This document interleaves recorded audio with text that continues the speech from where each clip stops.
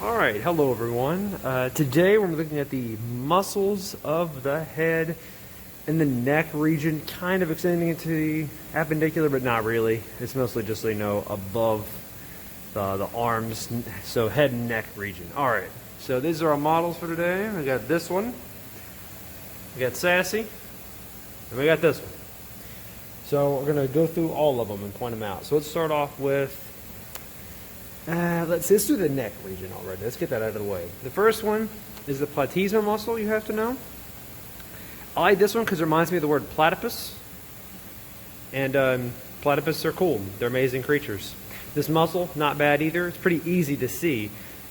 The funny thing, the ironic thing with that is it's not visible on the models because they cut it off so you can see all the models underneath. So it's a nice thin covering of muscle that covers the neck, and it's not on the models that we have here. So maybe you know that from a picture, from the textbook, or the eye manual, or maybe the anatomy table if I provide those. But Platysma, knock that one out. One done already. Alright. Scalenes! What up? Scalenes. Scalenes are pretty cool. So we're going to try and roll up on over here. This joker, now there's a few of these suckers, but for our purposes, one scalene is as good as them all. Okay, so scalene will go here, here, and here. These three are the scalenes. I'm going to zoom back a little bit so you can see. The one time I don't want it to, I want it to autofocus. Okay, hopefully it goes back. Okay, scalene, scalene, and then scalene down there. So this big kind of network here. All right, now if we go over to this one, it's a little different. So it's just this 30 here that's the scalene. The other ones are kind of hidden, so kind of right there and right there, but there's no labeling. To turn this puppy on over, see one of the other ones. And so it's a different view, right? And so that's what's important to remember with these muscles is you're not always going to get the same view on them. Depends on what other muscles are on top of them. It gets tricky because there's so much layering that goes on with muscles. So I'm going to stand up, and then it's these right here. So 82, 83, 84. That is your scalenes. Okay. Next, let's do the Sternocleidomastoid. One of the coolest names out there. Focus up. Jeez, Lou. Why are you being this way? Thank you. Sternocleidomastoid. This is a cool muscle because it's got an amazing name, and the name tells you everything you need to know about it, really. It connects up with the sternum, the clavicle, and the thing called the mastoid process, which you'll learn this week. That connects, it's a point on the skull. So it connects to the sternum, clavicle, and the mastoid process, which is about up there. So kind of roll around there. So it connects up there. So anyway, it's a big connecting muscle. Alright, and you can see it over here too. Sternocleidomastoid. You got two of them, so you have one on each side. And here's the other one. Okay, and now the last of the necks, the Levitator scapula. So sometimes you gotta let these muscles tell you what's going on. And so this is the first one of those. So the main job here, levitator, kind of looks like elevator, also looks like levitate or elevate. And so the main job of this one is to raise something. So raise up a muscle and lower it back down. So raise up a part. And so the part is in the name, the scapulae. Just the scapula. So you want to raise up the scapula. So if you know where the scapula is, you're in rock solid shape. And so you want to go to the back of this thing, and then right there. That's our levitator of the scapula. And if you look, it connects down to the scapula, and when this muscle will contract, it'll raise said scapula, which is the point of the name. And so you want to look out for easy stuff like that.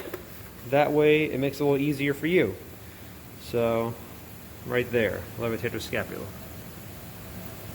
Alright, it's a little different of view, right? So again, you got that layering that's happening. And then on this one, this doesn't fall over. Levitate the scapula. Raise that joker on up. Levitate it. Not the last of the levitators we'll see today. Okay, now let's look at the faces. Alright, we're going to go to the face. We're going to start off with a couple of the biggies. The Occipitalis. Alright, so we're going to look at the Occipitalis. It's a cool name, occipital belly.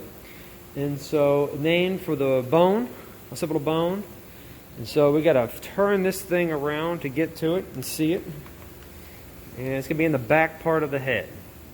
Occipital belly of the epicranius, found right in there. Turn this one around. Turn it around. This one looks a little different, a little bigger. Boom. A big honking thing. It's found in the back of the skull. Alright. And then we got there. That's the Occipitalis. And so some muscles are named based on the bone they're found next to. That is one of those. So Occipitalis and the occipital bone, right? So when you're learning these things, try and make those connections to make it easier for yourself. What does the muscle do? Is that tied in with the name of said muscle, all right? Don't make this... You can try and find little tips like that, little tips and tricks that helps you along the way. I'll try and turn all these little rascals around. Should be the last. Have to flip them around. All right. Frontalis.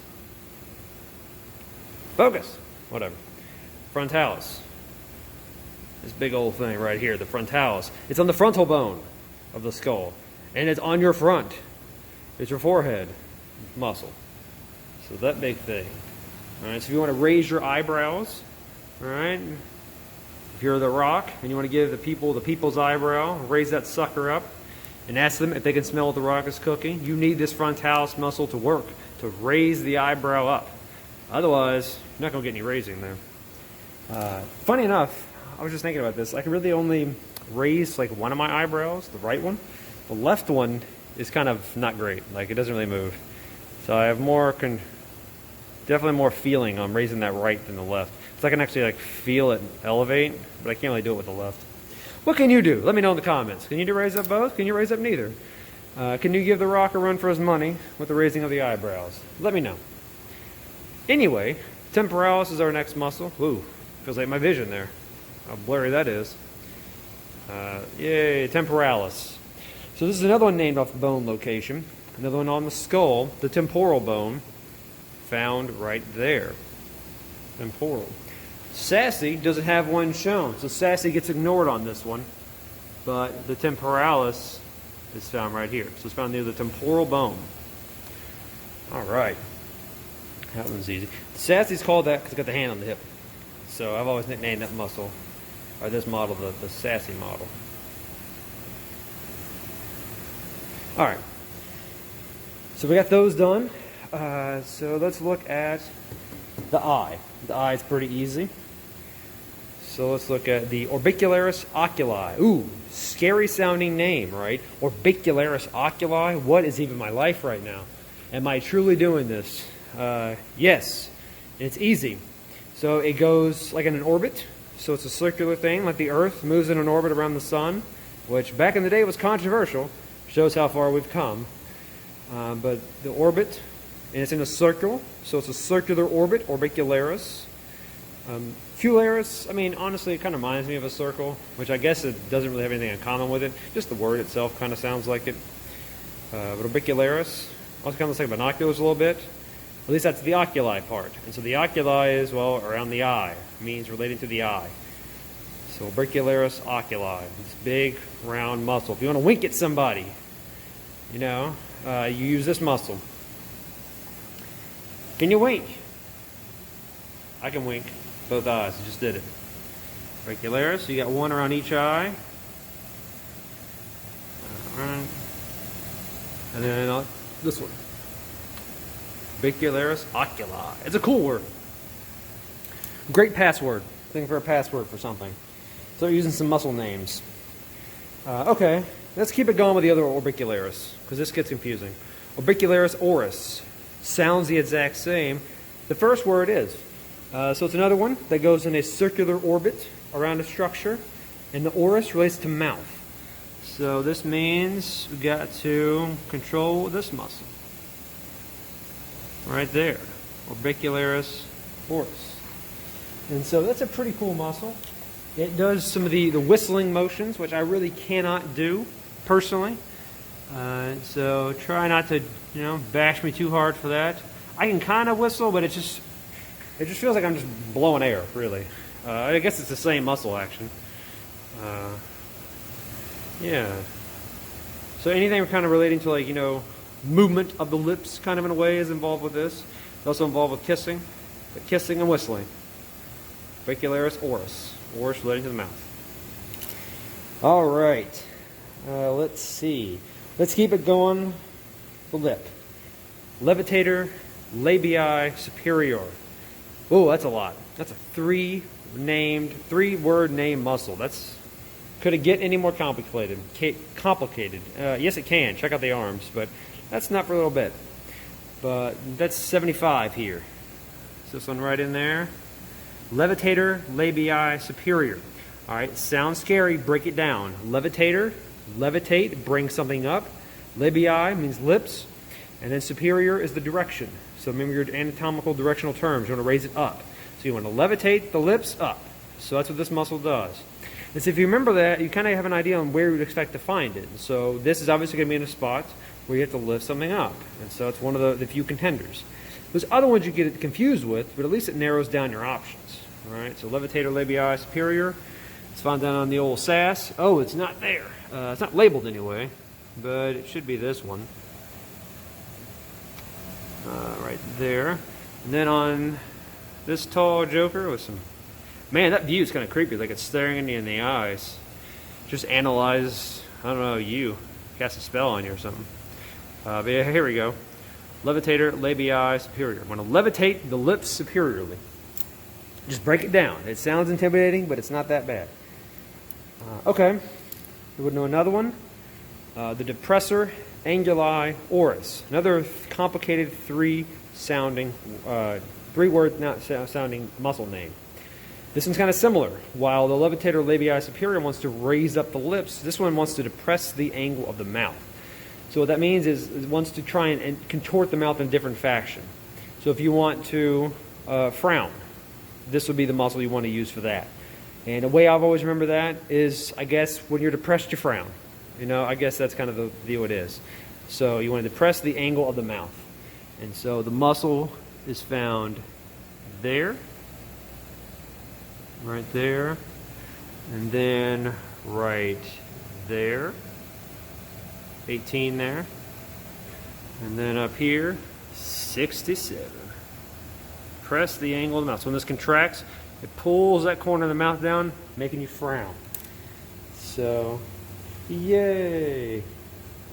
Frowning. It's a good time for everybody. Okay. The whole muscles, more to frown, more to smile, look them up. Let me know. Figure it out for yourself. Settle the urban myth. Okay. We'll do another easy one. The masseter. And so, one dumb thing for me that helps is if you're eating a lot, this is a big chewing muscle, so it helps move the jaw a lot. So it's a big mass eating muscle. So if you want to eat a lot of mass and eat it, you use the masseter. And so you can see that over here, this bug honking thing. So that big joker, it's a big muscle on the side. So there's a lot of your chewing. 16 there. And then over here, 65. Masseter. And so I sometimes had grinding my teeth for a while, and so I could feel that muscle tensing up the masseter. So I would grind it in my sleep. So then I tried to come up with new ways to try not grind in my sleep. So I'd try and relax the masseter muscle for that. Anyway, the zygomaticus. It relates to another bone, the zygomatic bone, which is a little harder to spot. But it's two muscles, the minor and the major. We just need to know zygomaticus. So it's this one here. 78. Oh, whoops. Right there. And right there. Zygomaticus. And then here, we got, let's see, this one there, and this one there. So that'd be 11 and 14. All right, 11 and 14 of the zygomaticus. And, oops. Stop. All right. And so zygomaticus. And so this is one that's involved with smiling, involved with laughing. It's a big laugher. I know I love me some comedy, so I love me some laughs. Smiling, I can take it or leave it. But the laughing part I'm big on, so I love me some zygomaticus for that. Smiling's fine, I don't know. It's cool. And then saving the best for last. One of the cool. Your life will never be the same after this moment. All right, so just brace yourself. The coolest name for a muscle in existence. One of the coolest names in the world for anything. I'm thinking about getting another dog just so I can name it this muscle name. That's how serious I am about this. That's how good of a name this is. All right, are you ready? Let's break it down. 3, 2, 1. The Buckinator. Seriously, how cool of a name is this? This sounds like the latest and greatest Wendy's sandwich. Just come and get the Buckinator. Like that Arby's dude with his deep voice going on. We got the meat. Like, they need a Buckinator sandwich. How is that not a thing? How? Like, I don't get it. Like, oh man, it's such a cool name. The Buckinator. Like, geez, so cool. I cannot praise the name of this muscle enough. Easily my favorite muscle in the body, my favorite name, really in anatomy. This is like top 2, or even top 1, honestly. Like, what's going to top it? Nothing. So amazing. So where is this amazing muscle? It's near your mouth. One of the muscles around the mouth. So let's go up to old Sass. What's up, Sass? And then we'll zoom in, and it turns out it is number 15. The Buckinator. What is it for? Like kind of compressing the mouth a bit, and like a sucking type of thing. So the buck part relates to the cheek, so it kind of compresses the cheek. And so if you eat like a Sour Patch or like a Warhead or something, or some of those old candies, like your mouth kind of puckers up a little bit, Buckinator's got a roll in that.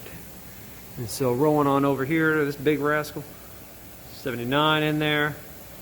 And then our last one up high, the Buckinator. Oh, it's so amazing. You know, it may not sound that way. Maybe it's got like a different name, a way of saying it, but I'd never forget the Buckinator. So amazing. And it's on my favorite color too, which is a purple pencil. So, man, the Buckinator. Okay, so that kind of finishes up those first rounds of muscles. For the muscles, make sure you can identify them on models and pictures, and also make sure you can say, you know, the action if it's required, and the origin and insertion. All right, so make sure you do all of them. This is the model. I'd wave away, but the muscles, ironically, don't move. So say thanks to our 3 participants. Ignore this one. Look at that one. Okay, that's it for that. Thanks for stopping by. See you later.